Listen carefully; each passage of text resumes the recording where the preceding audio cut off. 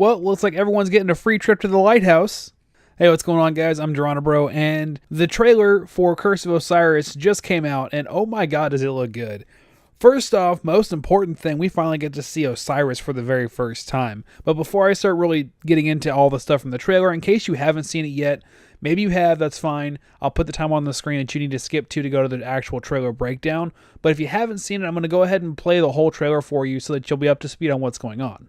And then we'll get into the breakdown of the trailer and explain what might actually be happening with Curse of Osiris.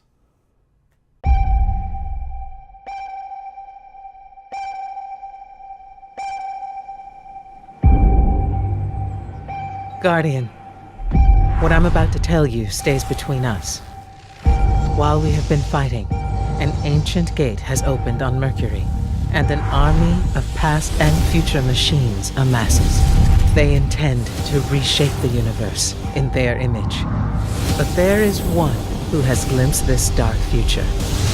He was my mentor, Osiris, the most notorious Guardian in Vanguard history. Once, his dangerous ideas nearly destroyed us, and he was banished. Now he has returned, but will he be a powerful ally, or bring us death?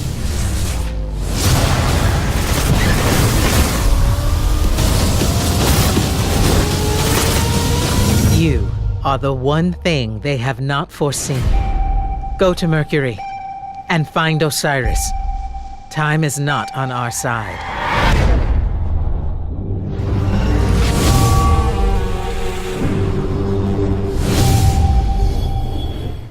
First off, we finally get to see what Osiris actually looks like after 3+ years of being in Destiny and hearing about Osiris, going literally to this man's house and not one time seeing him. He's finally here.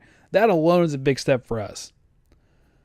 Now, I wasn't really expecting him to look the way he looked. I was expecting more of like a metally warlock armor sort of look to him because of the way the Trials armor looked back in D1.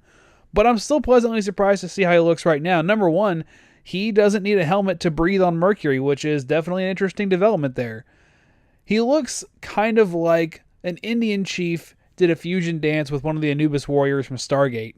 And he looks like he's going to be a pretty badass character. He might, maybe, be able to give Saladin a run for his money in terms of who would win in a fight. I don't know. I haven't actually seen how he works in the field yet, but I'm thinking he's going to be a pretty badass character. So along with that, we also noticed that the Lighthouse is definitely going to play at least somewhat of a role in this DLC. It could be part of cutscenes. It could be a social space for us, for everyone this time I should say. Or they can do like they did in Rise of Iron and make it first part of a story mission where you're fighting your way into the new social space and then you have it available to you for the rest of the campaign. I like that idea a lot better. It certainly worked in Rise of Iron and it was a good fun way to introduce a new social space. Furthermore, if they go down this road like they did in Rise of Iron, maybe they'll turn Osiris into some sort of a vendor. Now, I can't really see him being part of Trials because we already have vendors for Trials of the Nine, and we already have a new social space for that as well. So what that leads me to believe is that if he is to be a vendor, he might be something like the new Eris Morn, but against the Vex. Which could mean that he might be the key to unlocking the new raid exotic in this DLC. Speaking of exotics, we got to see a Cold Heart that seems to be doing some kind of solar damage, and it seems to have a slightly different design. What I'm hoping this is maybe some sort of an ornament on the Cold Heart that maybe even changes the damage type, or maybe it just changes the look of the beam that comes out of it and the look of the gun. That might be something that they added to it. But what I'm afraid of it being, and I don't know if it's actually going to be this way just yet. We haven't even seen reveal streams, so I'm not going to make any actual assumptions here.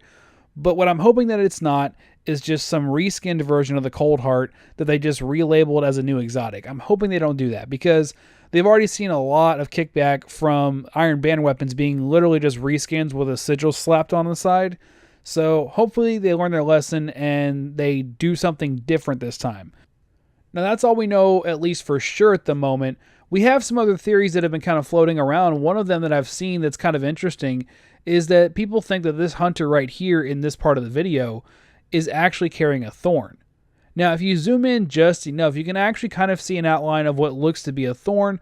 We don't actually know for sure yet if it is a thorn or if it just looks like a thorn, but maybe it's a whole new exotic. We know that Bungie likes to show off new exotics, or at least the ones they're going to be bringing out in new DLCs, in their Vidocs and in their trailers like this one. So this could very well be a Thorn for all we know, but we won't really know until at least the reveal stream, if not the full release.